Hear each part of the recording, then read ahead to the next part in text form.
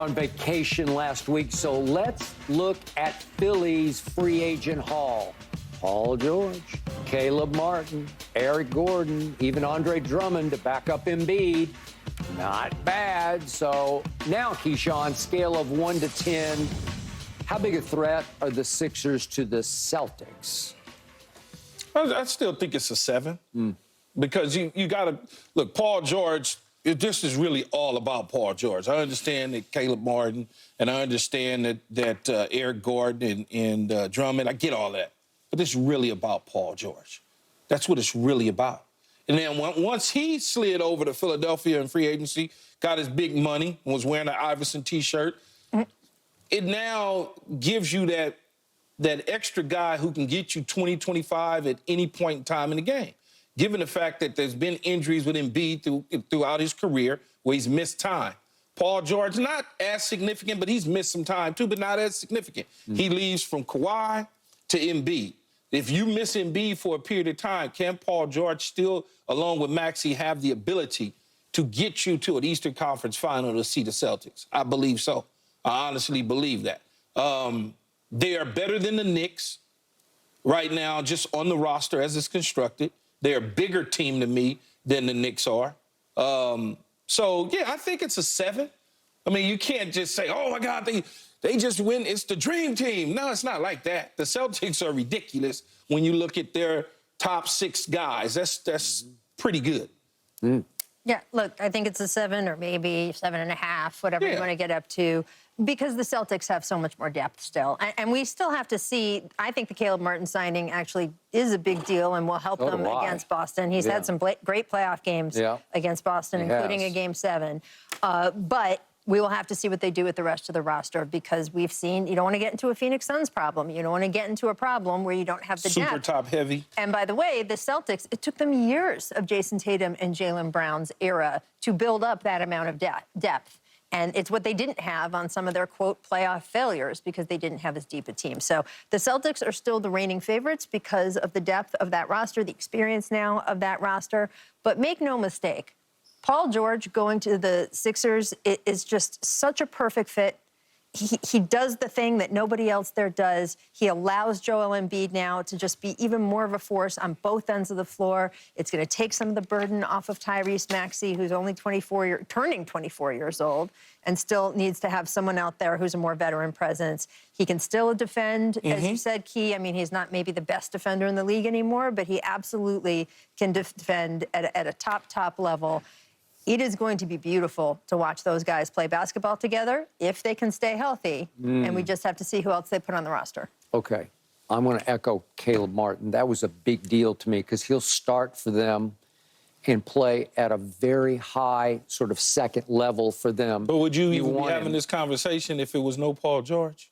No, we wouldn't be having this conversation. No. That's why it's all about Paul. It's a two-step process. You got to get both sides. Okay. And I'm going to say this about Tyrese Maxey again.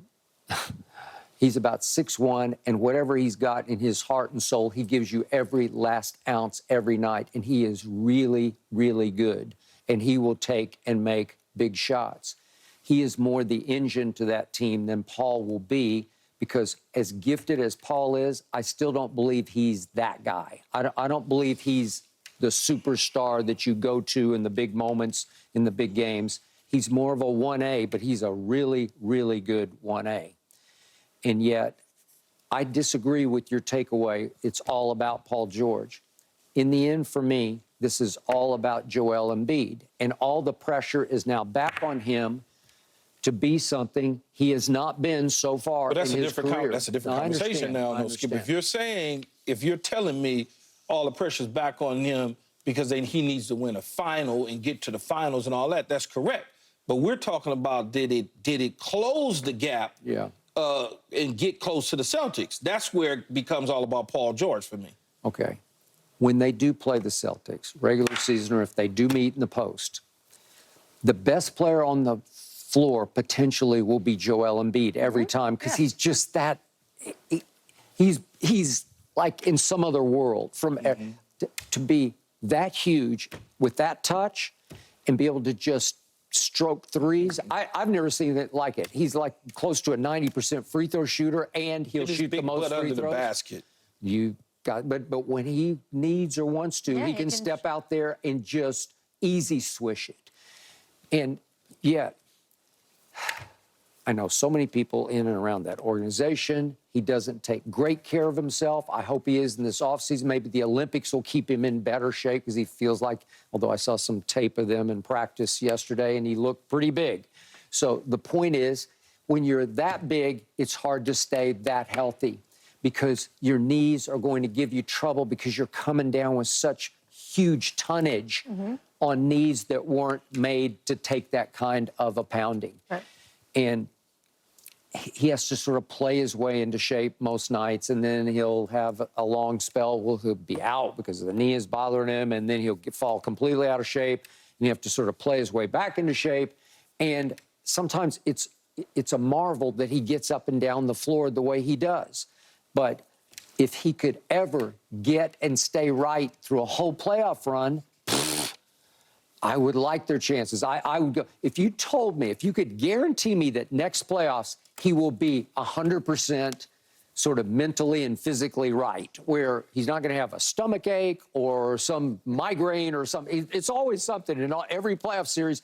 There's he's got a knee sleeve. Oh, it's something. Oh, now it's this. Oh, if you could tell me we hear nothing wrong with Joel Embiid for however long it is for the whole playoff run, I would go to a 10 because, if you put Paul George with Maxey and Caleb and Oubre, and I like Kelly Oubre a lot, then I'd say, you got a chance. I agree you need some depth, and we're not sure how that's all going to sort itself out. But you want to talk about firepower? You want to talk about being able to match up with whoever five the Celtics put on the floor? Yeah.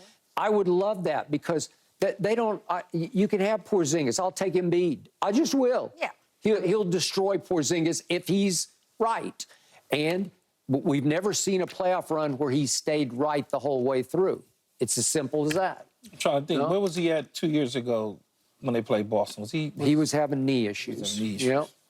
But he's always got something going on. Paul George is going to change that equation, though, even the health stuff, because the physical wear and tear that Joel has to take by being the one option with not as good as Tyrese Maxey played last year, with not that level of a 1A as Paul George. Yeah, he's a 1A. It's going to affect games that Joel has to play, maybe a back-to-back that he doesn't need to play anymore because they've got Paul George. It's going to help in-game in terms of the minutes he has to play. Good. It's going to help in-game in terms of the beating that he takes, right? Paul George is going to have to be a pretty good defensive player playing physical against Paul George. That's one less guy to do that against Embiid. So I think his health is also going to benefit from Paul George being there.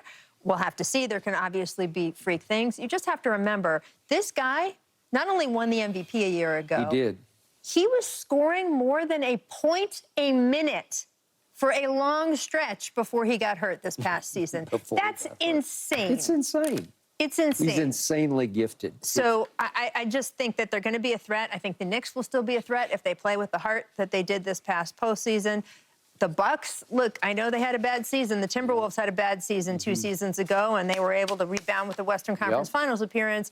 The Bucks still may have something to say. Giannis is very, very good. Dame Lillard is still very, very good. So I think it's going to be an interesting mix in the conference. Yeah. But I am so excited to see these three guys play together, especially if they can back up some of the depth, because I think that Paul George is going to do so much more for Embiid in terms of being a multiplier than just another person next to him. I think he's going to help Embiid be better physically, mentally, and he was already really good. Keyshawn, would you agree when Joel Embiid is right, when he is healthy, he's the best player in the league?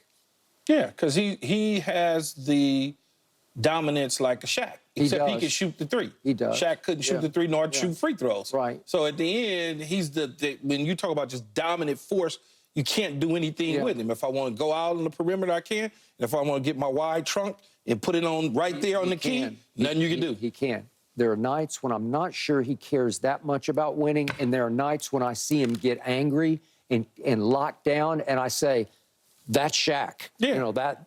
And he is in better shape than he used to be. I don't know how he reported. So I don't know his weight at Team USA training camp, what he weighed in at, but he has made more of a commitment to that. So he knows that's the knows. direction he has to knows. go in. No, he's high IQ. He gets it. Whew. But sometimes he doesn't. Okay, if you are a Clippers executive, would you really be okay with Kawhi risking his knees playing in these Olympics?